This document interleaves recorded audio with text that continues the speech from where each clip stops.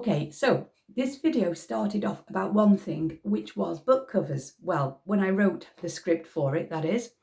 But now it's turned into some kind of extended rant, incorporating keywords and descriptions. So you have been warned.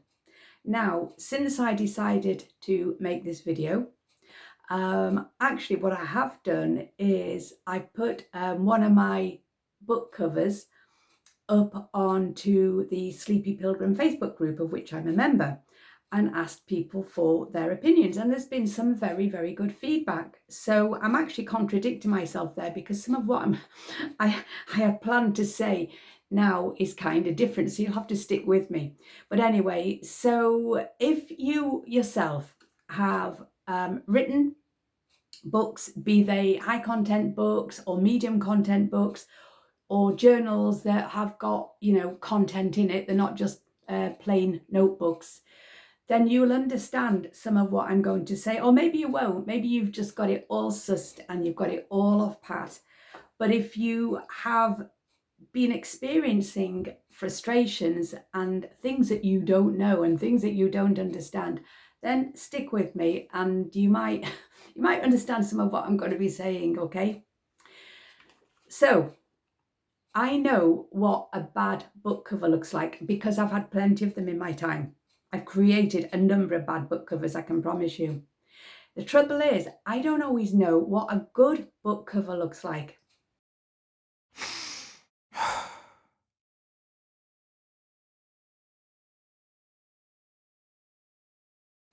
And here's my dilemma. I have been told by some well-meaning folk over time that this or that book of mine isn't selling because the cover isn't up to scratch. It's not right. And I have no argument with that. Well, I don't have a lot of argument with it.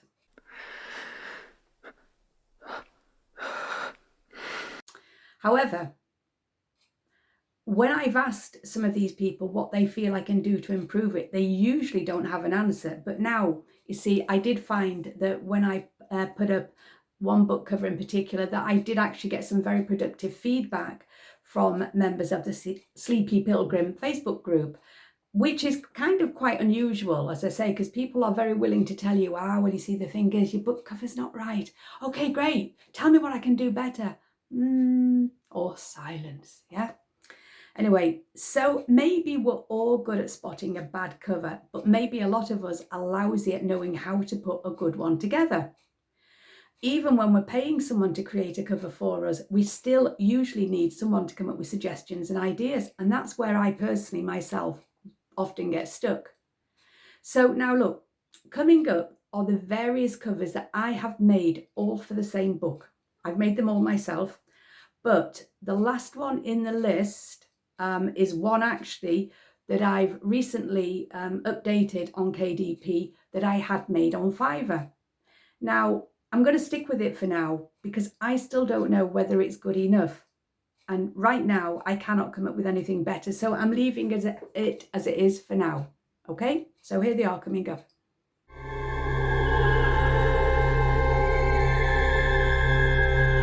So what I've done on several other occasions is to create a selection of different covers and then put them up there on social media for public scrutiny.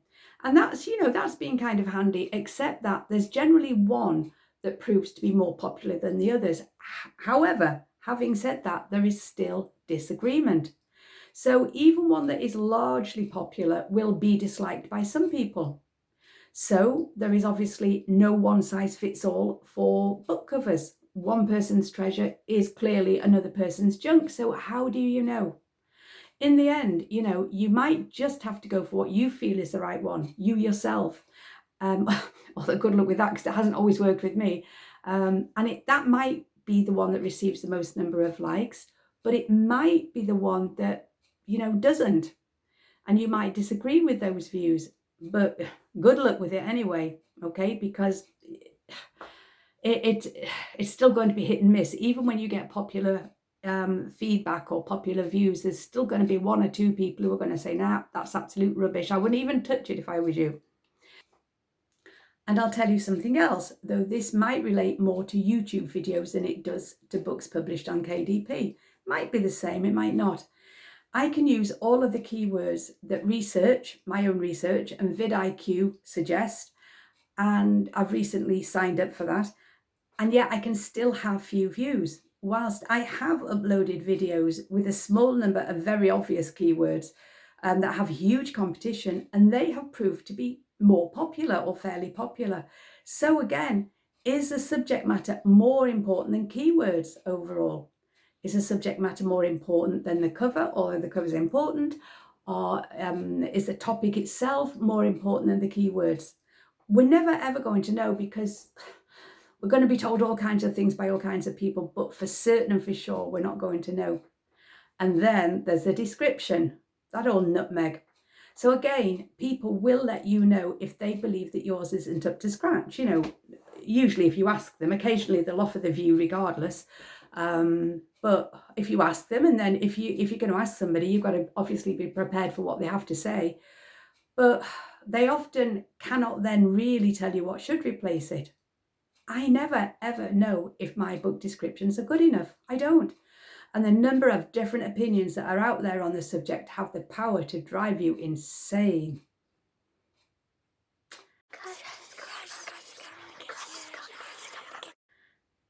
So the only answer, if you aren't confident, is to pay someone else to write your book descriptions for you. I've never done it, but you know, there are people out there who apparently do that professionally.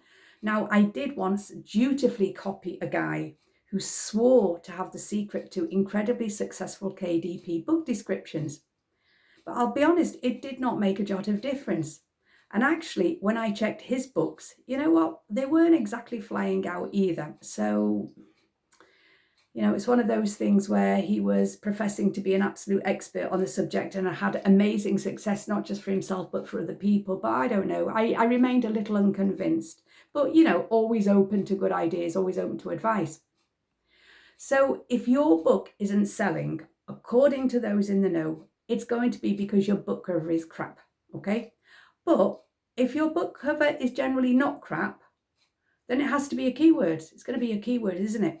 However, if you've faithfully done your research and used all of the recommended tools and you still aren't getting a lot of sales, then your description must be at fault. But there is one last possibility. Is your book actually any good? Is it any good? Well, of course, you will believe that it is, but is it? Is it any good? And of course, that is subjective. You know, I believe that my book, You Wear It Well, is a great little contemporary story, but no one wants to buy it. Well, no one can find it, actually. However, that's probably because the title is wrong. The cover is bleh, and it doesn't fit into any particular category. So not much wrong there then. Not much wrong there. Maybe it's simple. Maybe it really isn't as good as I thought it was.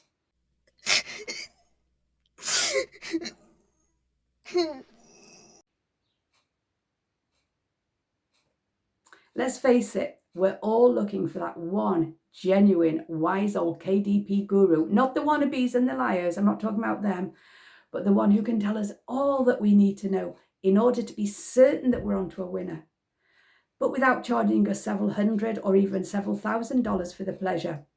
Would it be worth it? Would it be worth several $1,000s to us if we were guaranteed to learn the absolute secret to KDP self-publishing success? Well, yeah, of course it would be. But that's a fantasy that ain't going to happen. Anyway, I don't think so. I don't think that'll ever come true. I don't think that person exists. Anyway, so now I've depressed you and completely shattered your illusions where self-publishing is concerned. May I wish you the very best of luck with it. Look, please don't be put off by what I say. Unless you're uploading a zillion notebooks with different covers and the same interior, then please do be put off, okay? Just be aware of the many, many, many different opinions out there about what is right and what is wrong. Just do your absolute best. Seek advice from those with proven track records without stealing their ideas and their work, that is, as well. And listen to your own gut instinct and keep trying. Make adjustments, tweak things, and if necessary, go back to the drawing board with your book if you believe that you can do better. So, onward and upward, peace and love. Love and light. Bob's your uncle, Fanny's your aunt, and Kathleen's the girl's name. Bye-bye.